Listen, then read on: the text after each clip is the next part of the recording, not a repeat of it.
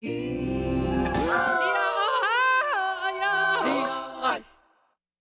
Taiwan about to lose another diplomatic ally? We have the latest update from the Foreign Ministry.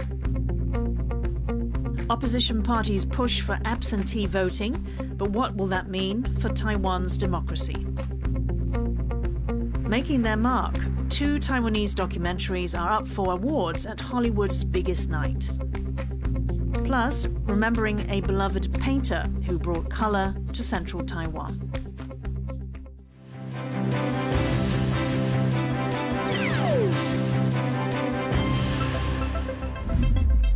A warm welcome to Taiwan Plus News. I'm Ian Kavat. We begin with Taiwan's diplomatic ties. After Nauru cut ties with Taiwan last week, rumours have continued to swirl that fellow Pacific nation Tuvalu could be next. Our reporter Rick Laut is at Taiwan's Foreign Ministry with the latest. Rick, what are you hearing? Thank you, Ian. Well, Newswire Reuters is reporting that Tuvalu's finance minister says that his country will decide on ties with Taiwan after elections there on Friday. All eyes here have been on that small Pacific island nation after another Pacific island nation, another diplomatic ally of Taiwan, Nauru, dramatically switched ties from Taipei to Beijing last week.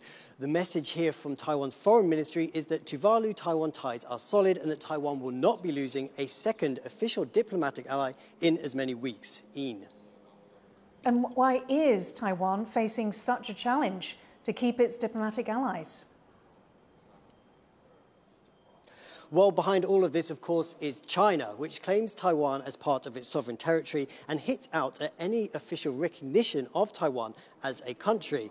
This includes persuading the handful of countries that do recognize Taiwan as a nation into switching allegiance from Taipei to Beijing. We also know that China is not happy with Taiwan at the moment. That's after Taiwan recently re-elected into a third term in the presidential office the ruling Democratic Progressive Party. That's a party that strongly rejects China's claims over Taiwan. Taiwan's foreign ministry is saying that relations with its 11 or 12 diplomatic allies remain solid and they're stable. And indeed, the Marshall Islands, another diplomatic ally's new president, did just reaffirm those ties. Back to you, Ian. Thank you, Rick. That was our reporter Rick Laut live from the Foreign Ministry in Taipei. From Taipei to Beijing, where Nauru and China have formally re-established ties. The Pacific Island nation broke off ties with Taiwan last week, saying that it recognizes Beijing as the sole legitimate government of China. At the signing ceremony, Nauru's foreign minister said, quote, "Taiwan is an inalienable part of China's territory." A new proposal in Taiwan's legislature to allow absentee voting is raising concerns over election interference. Tiffany Wong reports. Legislators from the Kuomintang are pushing forward with a plan to allow absentee voting for Taiwanese voters. Taiwanese voters must submit their ballots where their household is registered and has a manual vote counting process that the public is invited to watch. It's meant to protect the country's elections from interference, but can be inconvenient and costly for those who live far from home and even out of the country.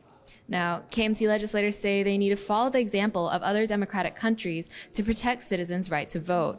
世界上已经有非常多民主的国家，包含美国、丹麦、加拿大、日本、韩国、德国、澳洲等等的这些以色列实施不在籍投票都已经行之有年哦。所以连这个印尼和菲律宾的移工都可以直接在台湾投票选他们的总统。 But an absentee voting system could raise concerns about election interference, especially from neighboring China. Hundreds of thousands of Taiwanese live or work in China, and voting from abroad could spark national security fears and generate heated debate in Taiwan's legislature, where the KMT is the largest party but does not hold a majority. Justin Wu and Tiffany Wong in Taipei for Taiwan Plus. Incoming legislators from the Taiwan People's Party have also expressed support for an absentee voting bill. Absentee voting could help the TPP gain votes from young people who face difficulties travelling home to vote. They also want to reform the counting process, which some of the party's supporters say could be vulnerable to fraud. The new legislative session will begin in February, and while no party has a majority, the KMT and TPP have hinted at working together.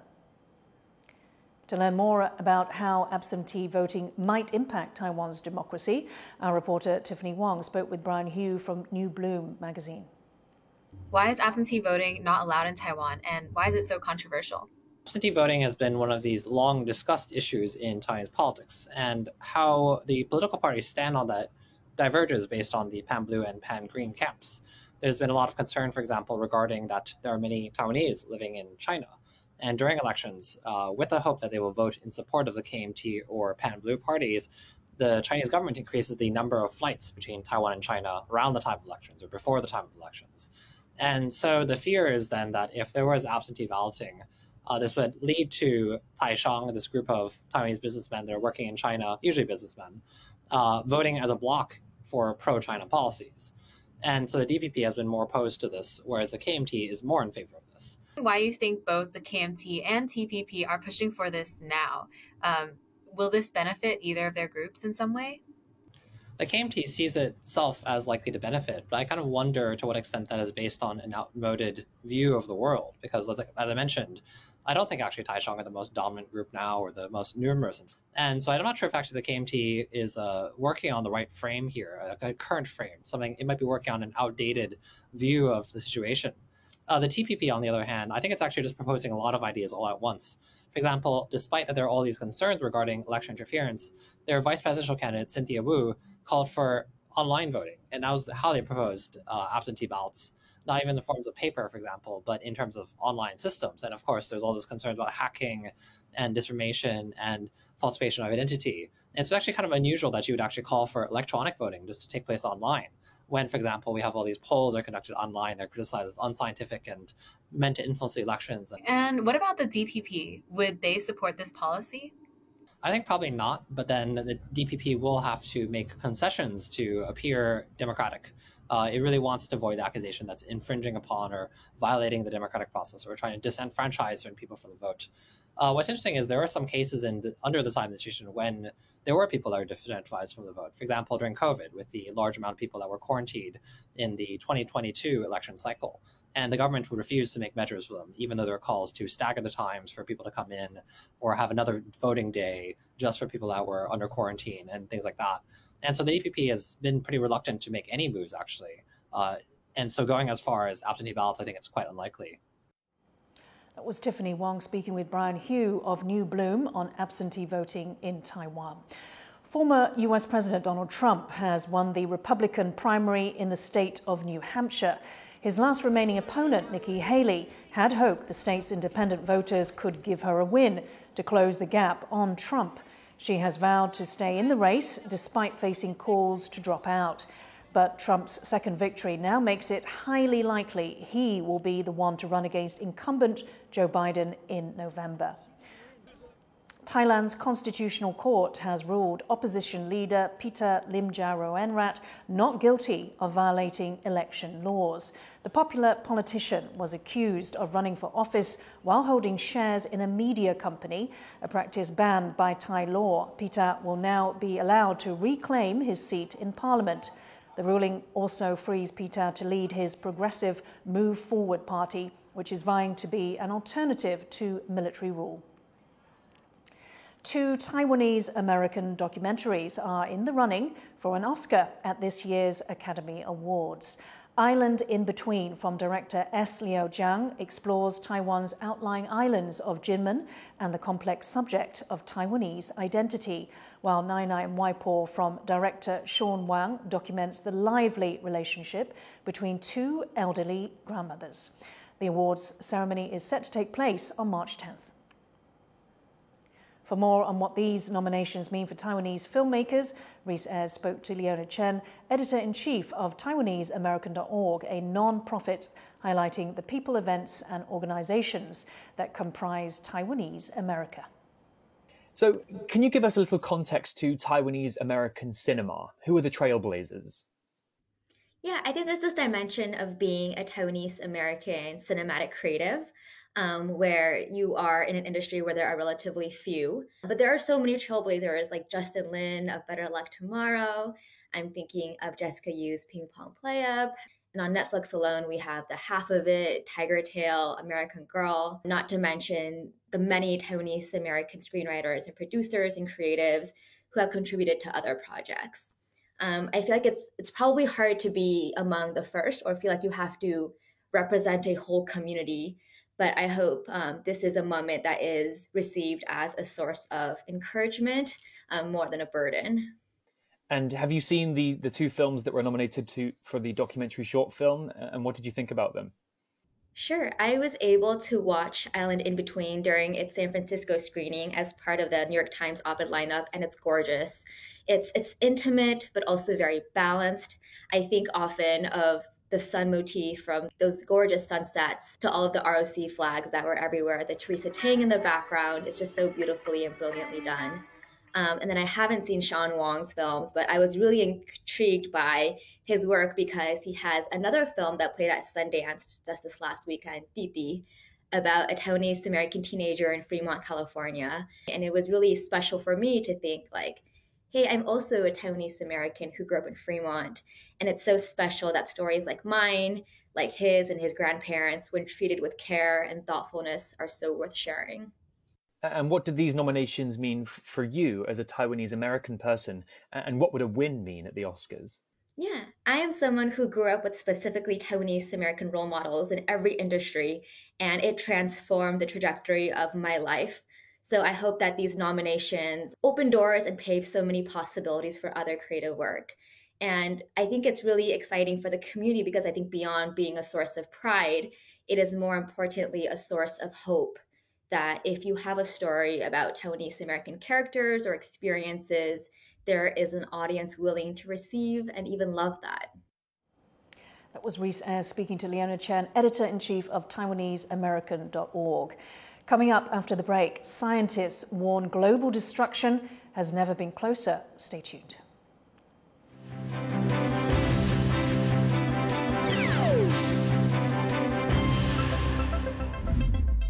We bring you stories from Taiwan.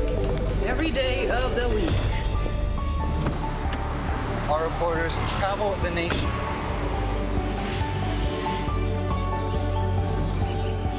Exploring the issues that matter to you. News from here in Taiwan and around the world. What's up, Taiwan? On Taiwan Plus.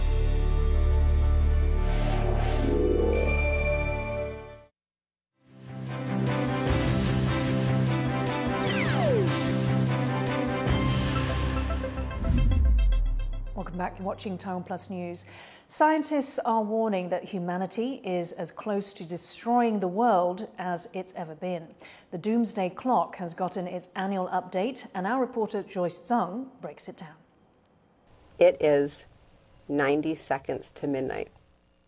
A ticking clock to global destruction.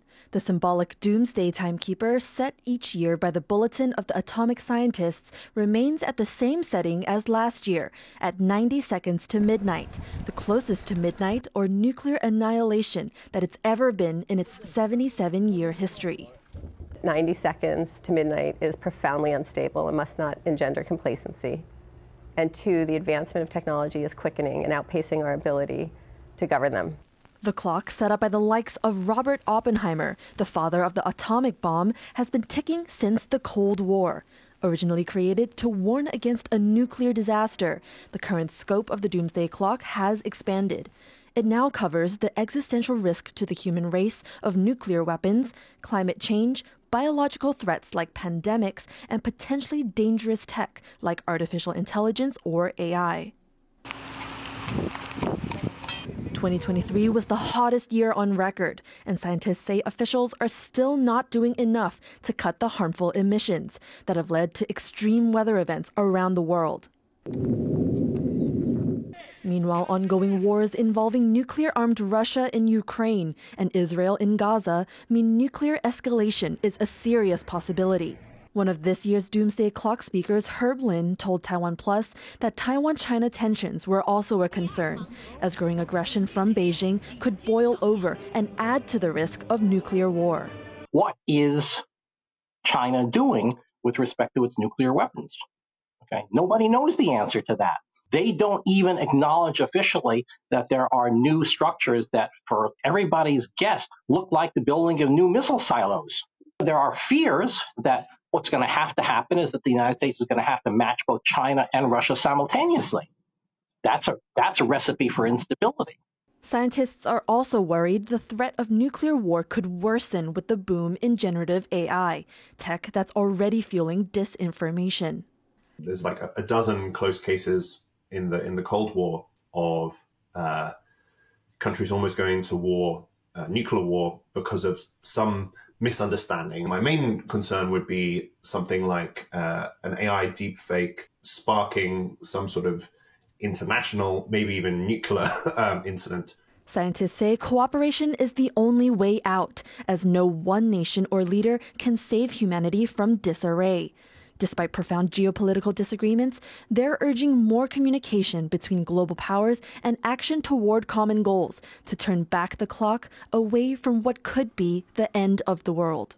Ethan Chen and Joyce Sen for Taiwan Plus.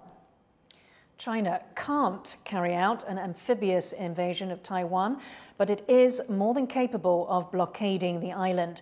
That's the assessment of most Taiwanese and US experts polled in a new survey by China Power Project at CSIS and the Institute for National Defense and Security Research here in Taiwan.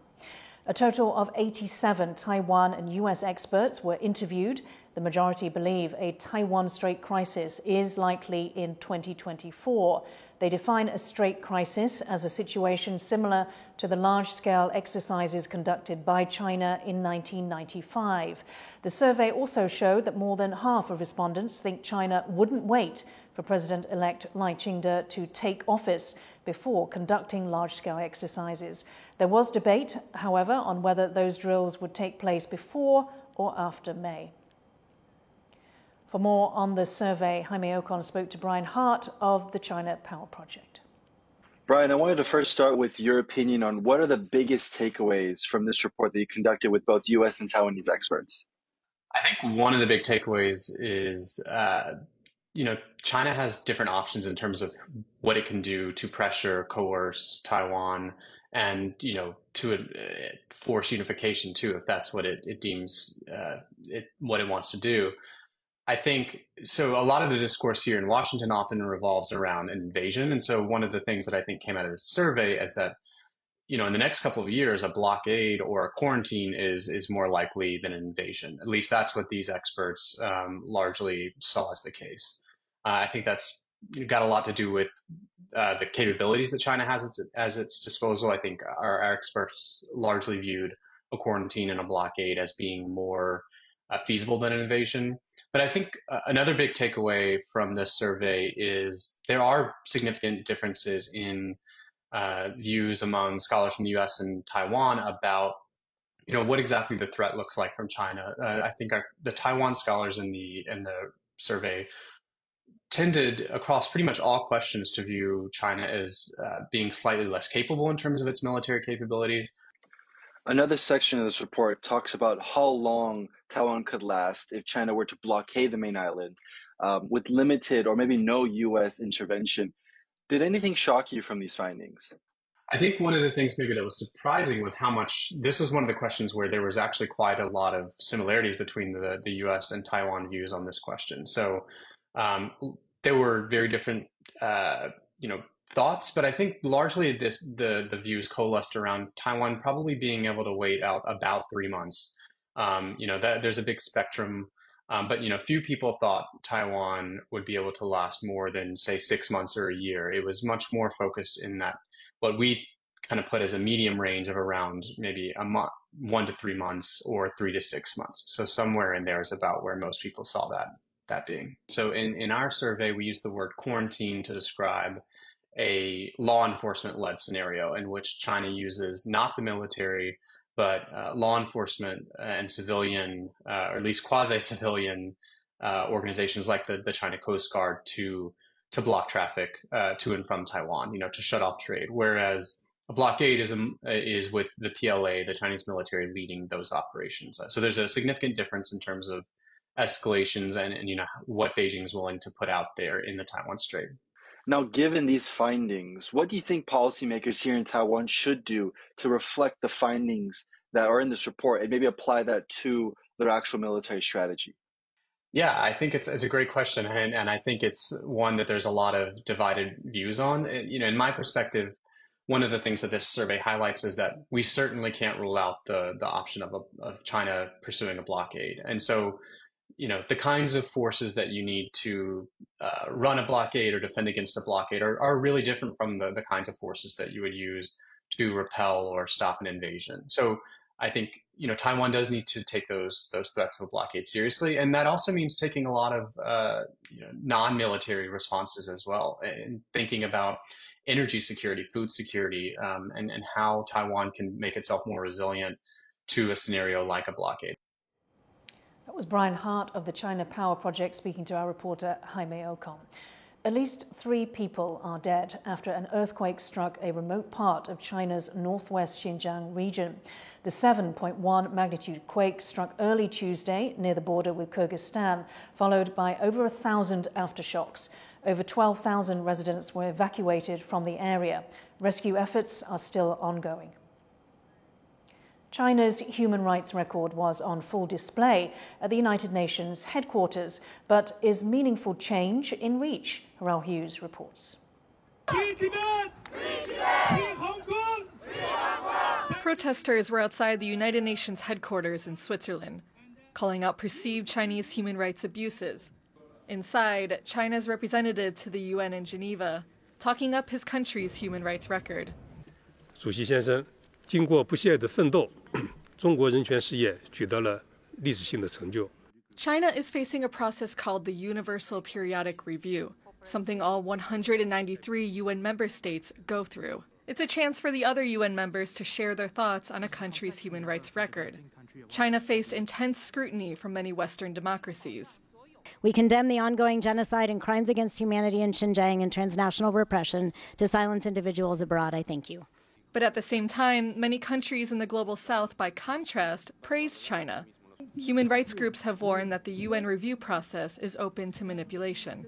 It is certainly a process that is very easily manipulated by governments that don't want to have a serious review. That's very clear. I mean, there were a number of governments this morning, but I think we're clearly reading Chinese government talking points or are simply notorious human rights violators themselves. China may pick which of the comments it chooses to acknowledge before its next review in 4 years' time. What's going to happen over the next 4.5 years is that China will take many of the recommendations made by states, most likely those that have a favorable tone towards China, and they will accept them. But the fact remains that China is facing more scrutiny than at its last review in 2018. The persecution of Uyghur Muslims and other minority communities, and Hong Kong's sweeping national security law in the years since, have put the spotlight on Beijing's human rights record. For these protesters, it's a chance to focus the world's attention. But that is their chance to voice and stand up against what is essentially a Chinese effort to whitewash or sort of gaslight the international community with regard to its own human rights record. But with many countries choosing to remain silent on China's record, or even praising Beijing, the calls are unlikely to change any minds in the Communist Party leadership. Ethan Pan and Harel Hughes for Taiwan Plus. Taiwanese painter Huang Yongfu has died aged 101. The self-taught artist created the outdoor art space Rainbow Village in central Taiwan. John Van Trieste takes a look at his life and the impact of his work. This is the life's work of Huang Yongfu, a self-taught artist whose bright, eye-catching murals earned him the nickname Rainbow Grandpa. It's an open-air space in Taichung called Rainbow Village, and its fame turned Huang into an accidental celebrity. He was already in his 80s when he began the project, but his short career was prolific and popular. Today, Rainbow Village is one of Taiwan's most Instagrammed spots, and its story mirrors Huang's own. He spoke to Taiwan Plus just a few weeks before his death on Tuesday at the age of 101.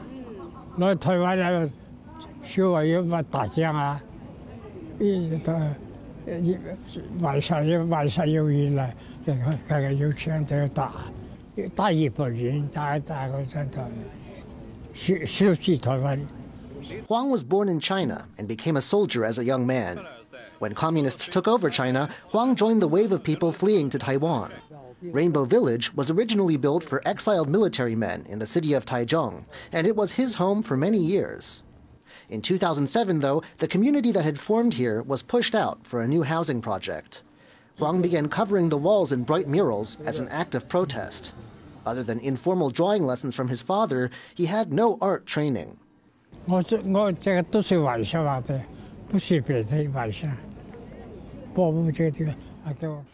But his style, with fanciful shapes and sharp color contrasts, caught attention. Once word spread, the village was spared demolition, and it became a tourist attraction.